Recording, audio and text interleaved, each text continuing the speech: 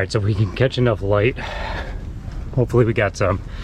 We're gonna strap this onto the car right now, try to get some cinematic footage. I have no clue what this is gonna look like, but really I hope this doesn't fall off my car. All right, so there's definitely a million ways to get more cinematic footage, but the question is really, what camera do you have? What are you using? What are you coming from? So if you're using something like this, a DSLR or a mirrorless camera in this case, you know, ND filters, gimbals, these are gonna be things that are really gonna help you. You should also never look past your editing skills. So in this case, we were using an ND filter on an iPhone, and we were able to get this quick clip, which I was pretty proud of at the end. So you might ask yourself, Kyle, I've got this fancy cell phone. What the heck is an ND filter, and why do I need one?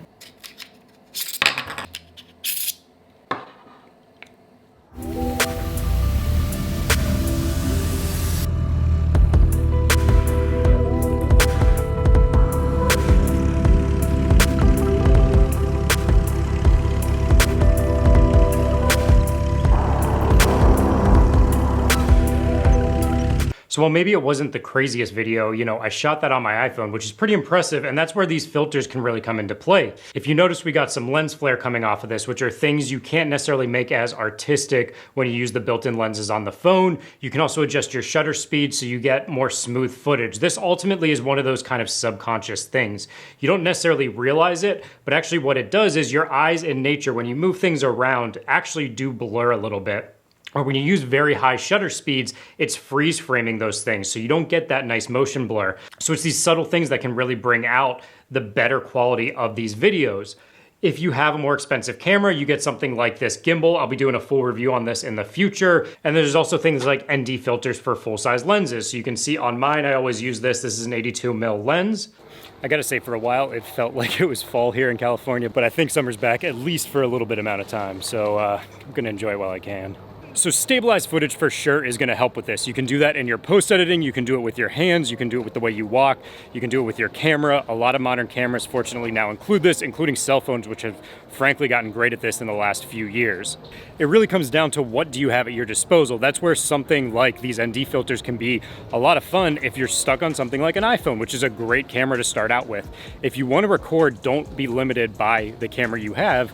Use what you have to your advantage. If you can't afford a full camera, consider something like these ND filters. If you can and you want to jump into something like a full professional camera or even an amateur camera, go ahead and do that, save up for it. But you want to learn these stepping stones. You want to learn what these different ND filters mean, what they do to cameras, how your shutter speed is going to affect your ISO, how that's going to affect your frame rate.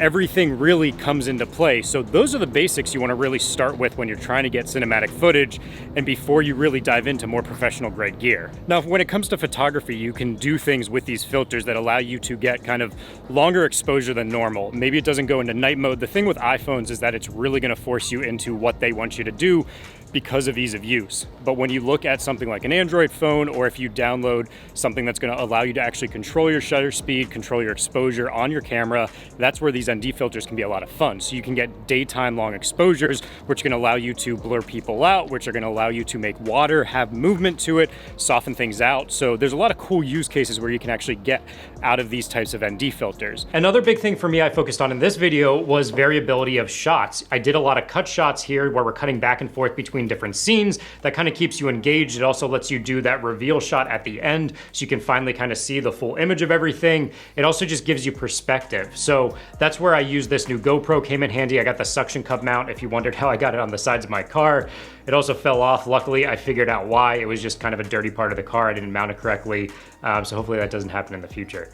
But ultimately, these are things I want to teach you guys over time, is that there's a lot of different ways to push yourself into new zones, whether you're just starting out, whether you're more comfortable, and it's all these little tweaks that ultimately in the end result will create a better final film.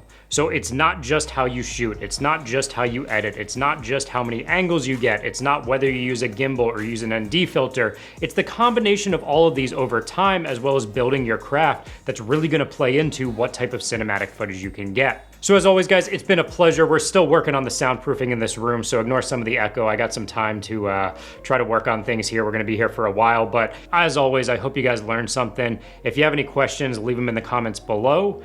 I'll see you next time.